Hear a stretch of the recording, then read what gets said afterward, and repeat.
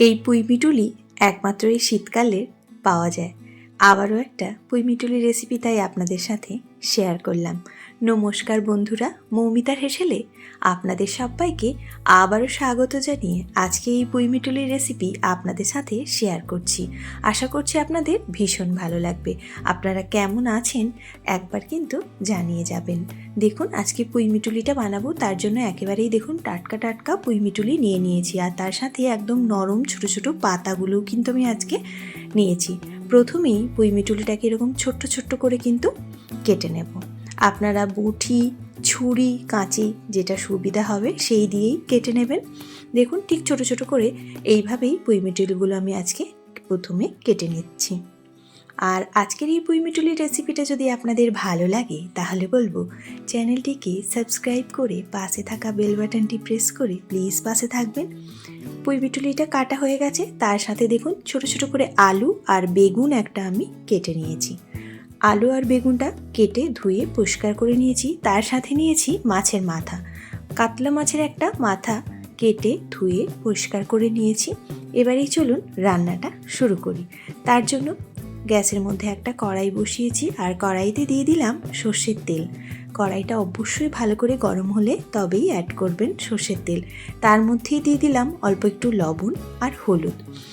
মাছের মাথার মধ্যে কিন্তু আমি লবণ হলুদ মাখিনি, তেলের মধ্যেই লবণ আর হলুদটা দিয়ে দিলাম। তেলের মধ্যে যদি লবণটা দেন তাহলে কিন্তু মাছের মাথাটা ভাজার সময় একটুও ফাটবে না।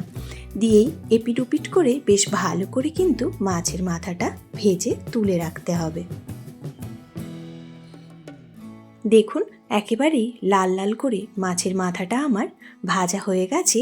এবারেই আমি এটা প্রথমে তুলে নিচ্ছি।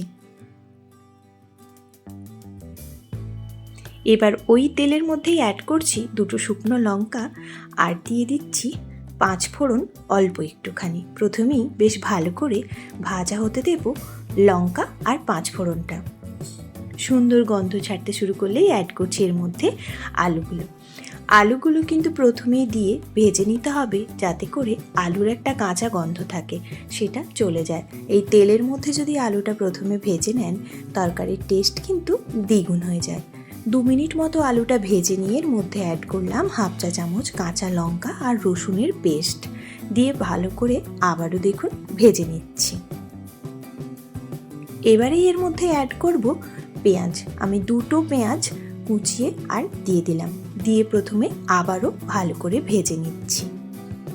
পেঁয়াজ আর আলুটা কিন্তু আরও 2 মিনিট মতো ভালো করে ভেজে নিতে হবে।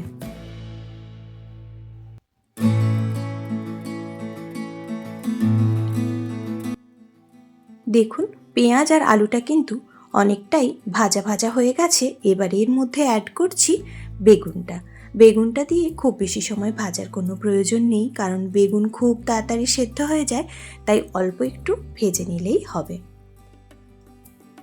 অল্প একটুখানি ভেজে নিয়ে এবার ওপর থেকে দিয়ে দিচ্ছি ধুয়ে কেটে রাখা পুঁইমিটুলিগুলো। কারা এই পুঁইমিটুলি খেতে ভালোবাসেন প্লিজ কমেন্ট বক্সে জানাবেন। ওপর থেকে দিয়ে দিলাম লবণ আর একটা টমেটো। এবারেই বেশ ভালো করে সব কিছুর সাথে পুঁইমিটুলিটা মিশিয়ে নেব। এই শীতকালের পুঁইমিটুলি খেতে কারা কারা পছন্দ করেন অবশ্যই কমেন্ট বক্সে কিন্তু জানিয়ে যাবেন। আর যদি আমার এই রান্নাটা আজকে ভালো লাগে তাহলে বলবো যারা আজকে আমার চ্যানেলে নতুন বন্ধু আছেন চ্যানেলটিকে প্লিজ সাবস্ক্রাইব করে পাশে থাকা বেল বাটনটা প্রেস করে প্লিজ পাশে থাকবেন। যদি খুব ভালো লাগে তাহলে একটা লাইক আর একটা শেয়ার করতে কোনোভাবেই কিন্তু ভুলবেন না। দেখুন সব কিছু মিশিয়ে নেওয়া হয়েছে। এবারেই ঢেকে রেখে দেব 5 মিনিট লো ফ্লেমে সেদ্ধ হওয়ার জন্য। 5 মিনিট ঢেকে রেখেছিলাম, তারপরেই দেখুন কতটা সফট হয়েছে। সব সবজিগুলোই কিন্তু সফট হয়ে গেছে আর কালারটাও চেঞ্জ হয়ে গেছে। অনেকটাই কিন্তু সবজিগুলো সেদ্ধ হয়ে গেছে। এবারে এর মধ্যে কিছুটা গুঁড়ো মশলা অ্যাড করব। প্রথমেই দিয়ে দিলাম কালারের জন্য হলুদের গুঁড়ো, ঝালের জন্য দিলাম শুকনো লঙ্কার গুঁড়ো, আর দিচ্ছি কিছুটা পরিমাণ জিরের গুঁড়ো। এবারেই শেষে দিচ্ছি গরম মশলার গুঁড়ো হাফ চা চামচ। সবই আমি এখানে হাফ টিস্পুন করে ব্যবহার করেছি। দিয়েই দেখুন বেশ ভালো করে আবারও মিশিয়ে রান্নাটা করে নিতে হবে খানিকক্ষণ।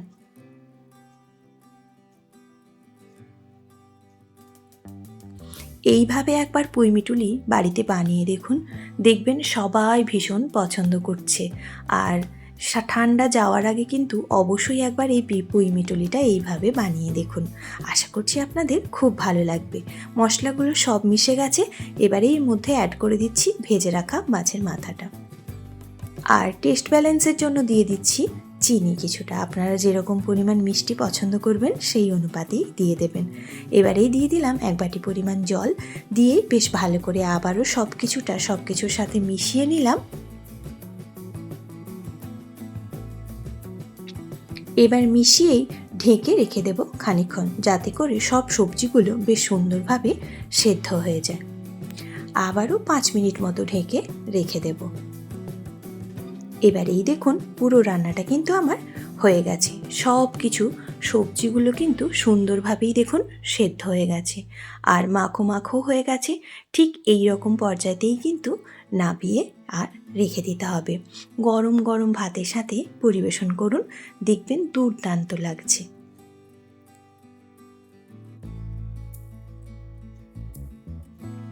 দেখুন কতটা সুন্দর হয়েছিল, দেখতেও যেমনি হয়েছিল খেতেও হয়েছিল দুর্দান্ত। তাই বলবো অবশ্যই বাড়িতে একবার ট্রাই করুন। আর যদি এই পুঁইমিটুলির রেসিপিটা আপনাদের ভালো লাগে তাহলে বলবো আমার চ্যানেলটিকে সাবস্ক্রাইব করে পাশে থাকা বেল বাটনটা প্রেস করে প্লিজ পাশে থাকবেন। যদি খুব ভালো লাগে তাহলে আত্মীয় স্বজন বন্ধু বান্ধবদের সাথে একটুখানি শেয়ার করে দেবেন। আর এতটা সময় আমার সঙ্গে থেকে আমার এই রান্নাটা দেখলেন তার জন্য আপনাদের অসংখ্য ধন্যবাদ। ভালো থাকবেন, সুস্থ থাকবেন।